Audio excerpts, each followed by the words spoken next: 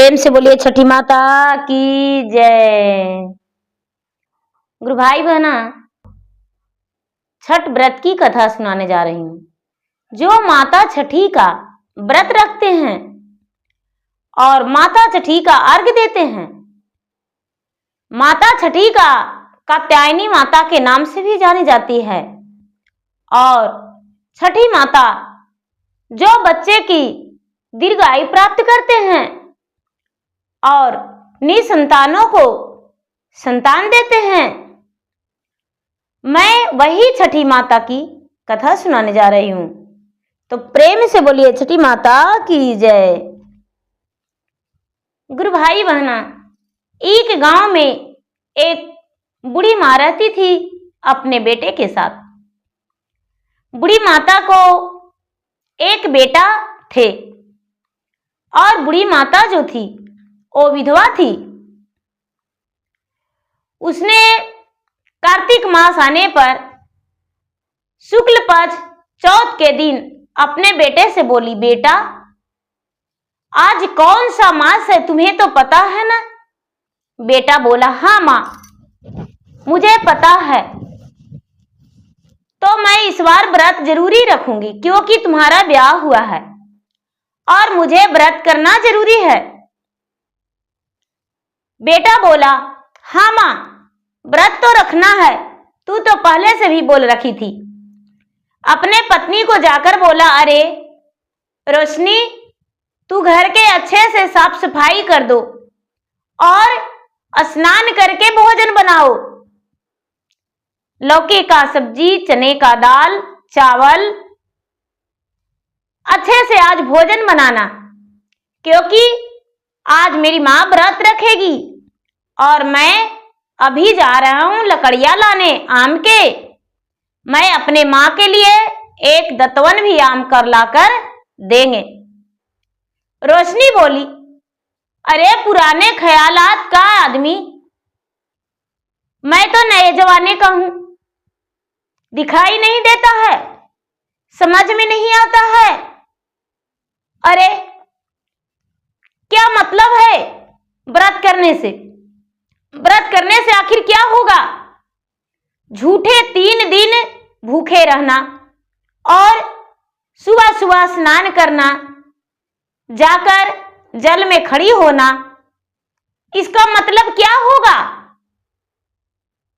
मैं भोजन नहाकर बनाने वाली नहीं हूं और मुझे तो शुद्ध शाकाहारी खाने में मजा ही नहीं आता है। भला ये सब खाने से क्या होगा? आप लोग तो पुराने जमाने में जी रहे हैं और मैं नए जमाने की हूं। रोशनी का पति बोले, अरे पागल, तुम्हें तो थोड़ा सा भी ज्ञान नहीं। मेरी माँ कितना देव धर्म में जुड़ी है। मेरे माँ छठ माता की परम भक्त है, सूर्य भगवान की परम भक्त है। सूर्य भगवान और माता छठी का माँ ने प्रतिदिन पूजा करती है और छठ के दिन में माँ मेरी व्रत रखती है। कभी भी व्रत मेरा माँ नहीं छोड़ी है। मेरे माँ तो हर साल व्रत रखती है। मेरे माँ के पास यदि पैसे नहीं रहता तो जाकर लोगों से कुछ मदद लेकर और मेरी माँ व्रत क्या करती थी। इसीलिए मेरी माँ इस बार भी अवश्य व्रत करेगी। ऐसा बात रोशनी का पति रोशनी से समझाए। रोशनी कहती है कि नहीं, आपके बातों में मैं आने वाली नहीं हूं। आपके बात में आकर क्या करेंगे? नहीं नहीं, आपकी माँ तो पुराने जमाने के ख्यालात के हैं। मैं इस व्रत को कुछ भी नहीं मानता हूं। 3 दिन भूखे रहने से बीमार पड़ जाएगी आपकी माँ और सुबह सुबह स्नान करने से कौन डॉक्टर ही ले जाएगा? इतना रुपया कहां से आएगा? यदि तुम्हारा माँ बीमार पड़ेगी तो मैं उसके पास जाने वाली नहीं हूं। रोशनी के पति यानी बुढ़िया के बेटा अपने पत्नी को समझाते हुए बोले, अरे ठीक है, तुम्हें भोजन नहीं बनाना है तो मत बनाओ, हम जाते हैं आम की लकड़ियां लाने और माँ के लिए दतवन लाने। बुढ़िया के बेटा बगीचे में गया और बगीचे में जाकर आम के वृक्ष पर चढ़ गया। सूखी सूखी लकड़ियां तोड़ लिया और डाल का एक कंछी तोड़ लिया और कंछी तोड़कर अपने माँ को दिया। माँ लो दतवन कर लो, तुम्हारा बहू तो पुराने जमाने की है, नई जमाने की, और हम लोग तो ठहरे पुराने जमाने के। माँ मैं ही स्नान करके और जा रही हूं तुम्हारे लिए भोजन बनाने। बुढ़िया बोली बेटा ठीक है, मैं जब तक गाय की गोबर से दरवाजा लीप पोत के रख देती हूँ, उसके बाद ही दतवन करके स्नान करके और घर के अंदर आएंगे, पूजा पाठ करके उसके बाद भोजन करेंगे। बुढ़िया के बेटा दतवन करके स्नान करके और भोजन बनाने रसोई घर में चला गया और अपने माँ के लिए भोजन बनाने लगा। उसकी पत्नी जो थी वो नजदीक नहीं गई और कहती है कि आप यदि भोजन बना रहे हैं तो बड़े अच्छे की बात है, लेकिन मेरे लिए लहसुन और प्याज डालकर, टमाटर आदि हरी मिर्च धनिया पत्ता डालकर मेरे लिए थोड़ी सी सब्जी बना देना। यदि अपने माँ के बना के दे सकते हो तो क्या मेरा भोजन नहीं बना कर दे सकते हो? रोशनी के पति बोले हाँ हाँ, पलंग पे बैठे रहना, अरे तुम्हारे लिए तो बड़ा झालदार सब्जी बनाएंगे, बैठे रहना चुपचाप। रोशनी चुपचाप पलंग पे बैठ गई और बुढ़िया का बेटा ओ क्या किए, भोजन बनाए अपने माँ के लिए।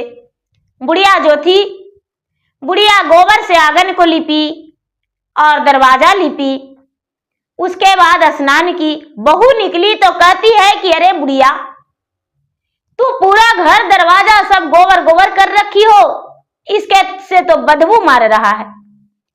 अब तो मेरा इस घर में जीना हराम हो गया है, पता नहीं तुम लोग कैसे हो। मेरे पिताजी इस घर में मुझे आकर छोड़ दिए हैं, हे भगवान मैं तो इस घर में घुट घुट के मर जाऊंगी। अब बुढ़िया के बहू पूरा घुटन सी महसूस करने लगी रोशनी, और बुढ़िया स्नान करके जाके लोटे में जल लेकर सूर्य भगवान के सामने उसमें अक्षत पुष्प डाल के और सूर्य भगवान के लोटे में जल लेकर और भगवान के अर्घ दी। भगवान से बोली हे भगवान मेरा बहू नादान है, मेरे बेटे को लंबे आयु कर देना और मेरे बहू को भी गोद भर देना। हे भगवान मेरा बहू भी धीरे धीरे सब ज्ञान प्राप्त कर लेगी और वो भी व्रत अवश्य करेगी। अब बुढ़िया पूजा पाठ करके तुलसी में दीपक जला के, तुलसी में जल डाल के और प्रसादी चढ़ा के उसके बाद आंगन में गई, अपने बेटा से बोली बेटा क्या खाना बन गया है? बेटा बोला माँ खाना तो बन गया है, खाना खा लो। बुढ़िया बेचारी खाना खाने को लिए बैठी तो बोली बेटा क्या बहू खाना नहीं बनाई तो उसे खाने के लिए नहीं बोलोगे? नहीं माँ, उसको लिए तो मैं खाना अलग बना के रखूंगी, वो कैसे ये सब खाना खाएगी? फिर भी बुढ़िया को रहा नहीं गया, अपने बहू के पास रोशनी के पास गई और जाकर कहती है कि बेटी खाना बन गया है, क्या खाना नहीं खाएगी? रोशनी अपने झट से कमरे से निकली और लौकी का सब्जी, चने का दाल, गीले भात देखकर कहती है कि अरे मैं ये सब खाना खाने वाली हूं, ये सब खाना मैं नहीं खाने वाला हूं। ऐसा ऐसा खाना तो मेरे घर कुत्ते खाते हैं और भला मैं ये खाना कैसे खा सकता हूं? नहीं नहीं, मेरे लिए तुम खाना बनाओ, अपने पति को बोली। उसके पति कहते हैं जोरदार से गुस्से में, अरे अभी तो मेरा बहुत सा काम बाकी है, जो खाना बनाए हैं वो बर्तन भी धोना है, और उतना ही नहीं, और भी आम के लकड़ियां लाना है, जिससे कल और परसों 2 दिन भोजन बनेगा। कहती ऐसा? तो हाँ ऐसा। बहू तुरंत पलंग से उतरी और थोड़ी सी प्याज काटी, थोड़ी सी लहसुन काटी, थोड़ी टमाटर काटी, थोड़ी हरा मिर्च काटी, आदि काटी, धनिया पत्ता काटी और काट के और सब्जी को, दाल को फ्राई करके उसमें सब कुछ डाल दी और डाल के और भोजन कर ली। अब सास तो बेचारी कहती कि हे भगवान, हे छठी माता, अब मैं क्या करूं? मैंने तो दूसरों के घर जाकर सीख दिया करती थी, लेकिन आज मेरे ही घर में मेरा बहू इतनी बड़ी अपमान कर दी। आपका मान सम्मान नहीं रखी भगवान। मैं व्रत भी करूंगी, कैसे करूं? अब मुझे समझ में नहीं आ रहा। हे भगवान, इसका क्या परिणाम मुझे मिलेगा? क्या आप देंगे सजा? शाम हुआ, शाम का फिर से बेटा ने भोजन बनाया और बहू ने फिर उसी तरह से सब्जी में लहसुन, प्याज, टमाटर, हरी मिर्च आदि सब कुछ डाल के फ्राई करके दाल सब्जी में खा ली और खा के और सो गई। सवेरे हुआ तो सास कहती है कि बेटी घर आंगन को लीप दो, आज तो हम शाम का खीर बनाएंगे और सभी लोग मेरे घर भोजन करने आएंगे। बुढ़िया का बहू रोशनी बोली कि नहीं, मैं इतनी छोटी काम नहीं करने वाली हूं। मैं भला गोबर से हाथ को कैसे लिटाऊं और आंगन दरवाजा लिपेंगे? नहीं नहीं नहीं, ये सब मुझसे नहीं होगा। बुढ़िया के बेटा बोला, मां तू चिंता मत कर, हम दरवाजा लिपेंगे, आंगन लिपेंगे और तुम्हारा कोई काम भी बाकी नहीं रखेंगे। जहां तक के हम उपवास रह के मां, आज तुम्हारे लिए हम भगवान का भोग लगाने के लिए भी बना देंगे। बहुत सारी आम का लकड़ियां ले आए हैं। बुढ़िया के बेटा जो थे, शाम का समय में अपने मां के बदले में खीर बनाने लगा और भगवान का भोग बनाने लगा। जब चूल्हा में लकड़ी जलाने लगा तो चूल्हा के लकड़ी से धुआं होने लगा। बहू कहती है कि अरे मार देंगे लात, जो उलट जाएगा तुम्हारा चूल्हा हड़िया। तूने एक घर के तमाशे बना कर रखे हो, इतना धुआं भर के रखे हो। उसका पति कहते हैं कि रोशनी ज्यादा ड्रामा नाटक मत करो, बाहर जाकर बैठ जाओ। रोशनी जो थी, रोशनी जाकर बाहर बैठ गई और बाहर जाकर चुपचाप चौवटिये की हवा लेने लगी। उसका पति ने भोजन बनाया अपने मां के लिए, थाल में भी भोग निकाल दिया और उसकी मां जो थी प्रेम पूर्वक भगवान का पूजा पाठ की। पूजा पाठ करके और खड़ना कर ली। खड़ना कर ली। सवेरा हुआ। सवेरा होते ही बुढ़िया के बेटा अपने घर में साफ सफाई करके बर्तन हांडी धोकर और वो भोजन नहीं बनाया। बोला कि मां आज हम फिर भी उपवास रह जाएंगे, क्योंकि मां हम यदि उपवास नहीं रहेंगे तो तुम्हारा भोजन जो भगवान का प्रसादी है वो कौन बनाएगा? हम प्रसादी बनाएंगे मां। प्रसादी तो बना दिया बुढ़िया के बेटा। बुढ़िया के बहू जी जो थी रोशनी, वो चुपचाप बाहर बैठ गई।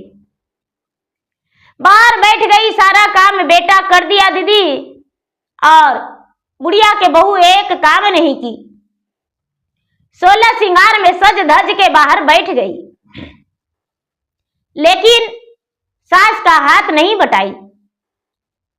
सास बार बार मन में ख्याल ला रही है, भगवान सुगर के घर में फुहर ला दिए, कैसा बहू मेरा मिल गई है। हे भगवान, मेरा एक भी कहना नहीं मानती है, मैं क्या करूं। शाम का समय हुआ। बुढ़िया अपने बहू से बोली, बेटी बाल धोकर स्नान कर ले और स्नान करके और चलो नदी के पास। नदी के पास चलो, यदि नहीं चलेगी तो सारा लोग ताने देंगे, हंसेंगे, कहेंगे कि इनका बहू नहीं आई है छठ में। रोशनी सोचती है कि ठीक है चलते हैं, चलेंगे। अपने सास को बोला हाँ हाँ चलेंगे। सारा लोग खाली पांव जा रहे थे। रोशनी जो थी ऊंची सैंडल पहन ली, बंदरिया जैसा कपड़े पहन ली और नदी के अरार पर चल गई। नदी के अरार पर चल गई तो पेट भर के भोजन कर ली थी। लहसुन प्याज जो भी नहीं खाना चाहिए वही भोजन की थी। वहां पर जाने पर बुढ़िया बोली बेटी हम जा रहे हैं स्नान करने और तू मेरे हाथ पे फूल अक्षत दे देना और उसके बाद मांग में सिंदूर भर देना बेटी। बुढ़िया के बहू कहती है कि अरे मेरा तो जी करता है कि लात से मारूं और तेरा ही इस नदी में डुबा के और मैं अपने घर चला जाऊं मैके। मुझे तो समझ में नहीं आता है कि मैं तुम्हारे साथ क्या करूं। झूठी व्रत कर रही हो, बीमार पड़ेगी ना तब पता चलेगा, अब भी कुछ नहीं पता चलेगा। अब बुढ़िया जो थी, बुढ़िया बोली बेटी ऐसा भगवान के अपमान मत करो, भगवान को इतना अपमान मत करो। भगवान जो है भगवान सबको देखते हैं। माता छठी का व्रत सभी कोई करते हैं। तुम नहीं जानती हो बेटी क्यों व्रत हम करते हैं, अब मेरा बात सुनो। और बुढ़िया जो थी अपने राज्य की कहानी बताने लगी कि देखो बेटी जब मेरा विवाह हुआ था तो मेरा उम्र 10 वर्ष का था और मैं ससुराल आ गई। धीरे धीरे अपने ससुराल में सास के साथ, ननद के साथ, जेठानी के साथ घुल मिलकर रहने लगी। समय बीतते बीतते मेरा ब्याह का 5 वर्ष हो गया और मैं सयानी हो गई, बड़ी हो गई। जब बड़ी हो गई तो सारा परिवार कहने लगे कि अब तो इसका उम्र हो गया है संतान होने का, इसका संतान नहीं हो रहा है। धीरे धीरे मेरा ब्याह का 10 वर्ष हो गया था लेकिन मेरा एक भी संतान नहीं था। सारे लोग कहने लगे कि ये बांझन है और मुझे ताने देने लगे। मेरा सास, मेरा जेठानी, गांव टोला पड़ोसन। मेरे ब्याह का 15 वर्ष हो गया लेकिन मेरा एक भी संतान नहीं था। मेरे सास और ससुर और जेठानियां घर से निकाल दिए थे बेटी। और जब घर से निकाल दिए थे तो मैं घर से निकल गई और घर से निकल गई तो मेरे पति भी मेरे साथ थे। मेरे पति क्योंकि मुझसे बहुत अधिक प्यार करते थे इसलिए मेरा साथ मेरे पति नहीं छोड़े थे और मेरे साथ वो जा रहे थे। उस दिन माता छठी का दिन था। लोग गंगा जी में स्नान करके शाम का समय में अर्घ दे रहे थे और हम भी नदी के अरार धर के जा रहे थे। देखे कि नदी में भीड़ है। नदी में हेल गए और कहने लगे कि अरे ये भीड़ क्या चीज का है, आप लोग कौन सा व्रत कर रहे हैं। जो भी वहां औरतें लोग कर रहे थे व्रत, सूप, कुछ लोग सूप लेकर खड़ी थे, कुछ लोग स्नान कर रहे थे। तो कहने लगे कि अरे बहन ये माता छठी का व्रत है, हम लोग माता छठी का व्रत रखे हैं। हम उन लोगों से पूछे कि बहन जी बताइए व्रत करने से क्या होता है। तो मुझे सब लोग समझाने लगे कि कार्तिक मास व्रत करने से, माता छठी का अर्घ देने से माता संतान सुख की प्राप्ति देते हैं, माता संतान देते हैं। माता छठी जो है सूर्य भगवान की बहन है और ब्रह्मा जी का पुत्री है। ये माता छठी जो है तीन लोक के महारानी हैं। ये व्रत जो है हिंदू धर्म में सबसे श्रेष्ठ मानी जाती है। ये 4 दिन का व्रत है। पहले दिन नहाई खाई लोग करते हैं, दूसरा दिन खाना करते हैं और तीसरा दिन माता छठी का अर्घ देते हैं, चौथा दिन अर्घ देकर व्रत खोलते हैं। और उस दिन भी जो व्रत करते हैं कोई गलत चीज भोजन नहीं करते हैं, पूरे कार्तिक मास शुद्ध शाकाहारी भोजन करते हैं। ऐसा जब हमें उन्होंने समझाया तो हमने बोला कि हे माँ जी, बहन जी, मेरे सास, मेरे ससुर और मेरे जेठ जेठानियां मुझे बांझन कह के घर से निकाल दिए हैं। क्या इस व्रत को करने से मैं संतान वाली हो जाऊंगी? उन लोगों ने बोला कि बहन, ये व्रत तो जो भूखे रहते हैं वही करते हैं। मैं उन लोग से बताया कि माँ, बहन जी, मैं तो आज दिन भर भूखा हूं, मैं कोई भोजन नहीं किया हूं। उन्होंने बोला कि इसी जल में स्नान करके और गीले कपड़े में हाथ जोड़कर और जाओ घाट पे, किसी से फूल अक्षत मांग लो और हाथ में लेकर भगवान की ओर खड़ी हो जाओ। मैंने उन लोग के कहना अनुसार वैसा ही किया। मैंने हाथ जोड़कर, स्नान करके हाथ जोड़कर और खड़ी हो गई। सबके साथ मैं खड़ी थी तो लोग जो भी जा रहे थे मेरा मांग में सिंदूर भर दे रहे थे। मैं भगवान को ध्यान में लग गया और उसी गंगा के घाट पे, नदी के अरार पे पूरी रात हम बिता लिए और छठी माता के ध्यान में रह गए। बहू कहती है कि क्या आपको डर नहीं लगता था? नहीं, मुझे डर नहीं लगता था, इसलिए पति पत्नी दोनों साथ थे और मेरे साथ पति थे और छठी माता का कृपा था। मैं पूरी रात उसी नदी के अरार पर रह गई और सवेरा होते ही सब लोग गए और सब जल में खड़ी हो गए, तो हम भी जल में स्नान करके खड़ी हो गए। बहुत सारे लोग मेरे मांग में सिंदूर भर दिए और हम फूल अच्छा दूसरे से लेकर उस जगह पे नदी में खड़े हो गए जल में। पूरब के ओर जब खड़ी हुए तो हमें भगवान से लगता है कि कोई कह रहा है कि तुम्हारा भक्ति, तुम्हारा प्रार्थना भगवान स्वीकार कर लिए हैं। मैंने भगवान से बोला कि हे भगवान, यदि मेरा संतान सुख देंगे, मेरा ओद्र में संतान रहे, मैं अपने ओद्र से संतान को जन्म दूंगी, तो आपका व्रत हम अवश्य करेंगे। यदि मेरा संतान हो जाएगा तो मेरे पास पैसे नहीं भी रहेगा, फिर भी हम दूसरे से मांग के भी और आपका व्रत अवश्य करेंगे। और छठी माता ने बेटी मेरा पुकार सुन लिए और मैं छठी माता का व्रत करने लगे। धीरे धीरे धीरे धीरे मेरा पुत्र जब 10 वर्ष के हुआ, मैं गर्भवती रह गई और 9वें महीने के बाद मेरा पुत्र हुआ। मेरा पुत्र 10 वर्ष के हुआ तो मेरे पति मेरे साथ छोड़ दिए। मेरे पति मेरे साथ छोड़ दिए और मैं बिल्कुल अकेला हो गई। मैं अपने सास और ननद, अपने ससुराल में वापस नहीं आई। दूसरे जगह मैं झोपड़ी लगाकर और वहीं रहने लगे और अपना दिन बिताने लगे। धीरे धीरे भगवान छठी माता का कृपा से मेरा दिन भी बदल गया और मेरे पास कुछ धन भी हो गया। मेरा बेटा जब बड़ा हो गया तो मैं अपने बेटा को ब्याह किया और तू आई हो। तूने कहती हो कि आप व्रत करेंगे तो मैं व्रत का अपमान अवश्य कर देंगे। और मैंने नहाई खाई किया तो तूने लहसुन प्याज सब कुछ खाई।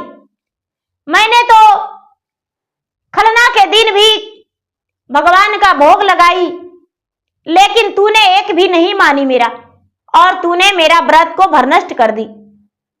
लेकिन मैं तुम्हारे साथ अन्याय नहीं होने दूंगी। हम भगवान से आज भी तुम्हारे लिए कामना ही करेंगे। सास बोली, बहू बोली रोशनी की माँ जी, तो क्या इस व्रत को करने से 3 दिन भूखे रहने से आप बीमार नहीं पड़ेंगे? नहीं बहू, हम बीमार नहीं पड़ेंगे।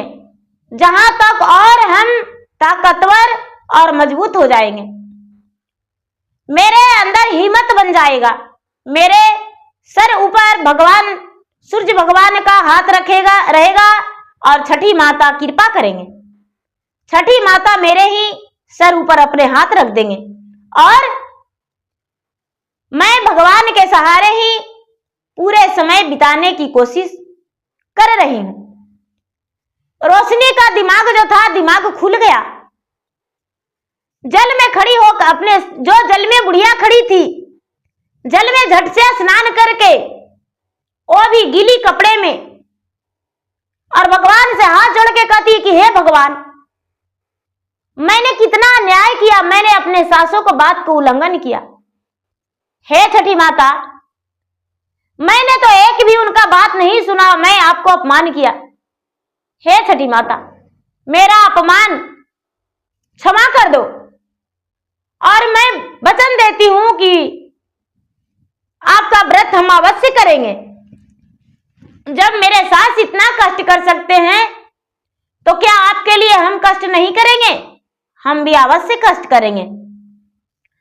अब वो स्नान करके और अपने सास को बोली कि माँ जी, मुझसे तो बहुत बड़ा भूल हो गया, लेकिन अब से दोबारा ऐसा नहीं करेंगे।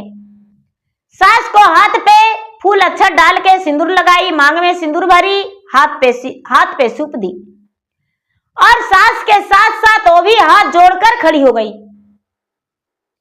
हाथ जोड़कर खड़ी हो गई, भगवान से क्षमा प्रार्थना की। सास के हाथ से सूप उतारकर लाकर रखी और रख के अपने सास के हाथों धूप दिवाई। अब रोशनी के सास अर्घ दी तो सारा लोग घर आए। रोशनी अपने पति के साथ, अपने सास के साथ घर आई। अब पूरी रात रोशनी नहीं सोई, घर के कामों में व्यस्त थी। जो भी बची खुची प्रसादी बनाना था, पूरी रात जागकर रोशनी बनाई प्रसादी। सुबह होने से पहले भोजन भी बनाई और भोजन बनाकर और वो सवेरा होने से पहले अपना सास के बोली, माँ जी, मैं अपने सच्चे नियम से वस्त्र भी बदल लिया हूं, चूड़िया भी बदल लिया हूं, क्या आपको सूप सजा दूं? सास बोली, बेटी, ये तो मेरा सौभाग्य है कि तू मुझे सूप सजा कर देगी। रोशनी बड़े नियम से सूप का धो दी, जो भी अर्घ दिया हुआ था सूप अच्छे से धो दी और उसमें पान का पत्ते और फूल सजाई। उसके बाद जो भी पकवान बने हुए थे वो पकवानों को रखी और पकवान को रख के उसके बाद जो लड़ुआ कसार जो भी था उसे सजाई।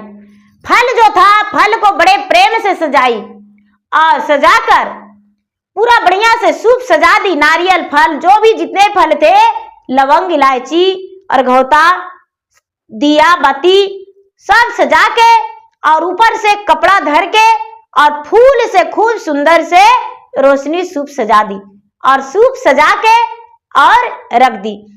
सास जो थी, सास बहुत धन्यवाद दी अपने बहू को और छठ माता से बोली, हे छठी माता, आपका महिमा तो अपरंपार है।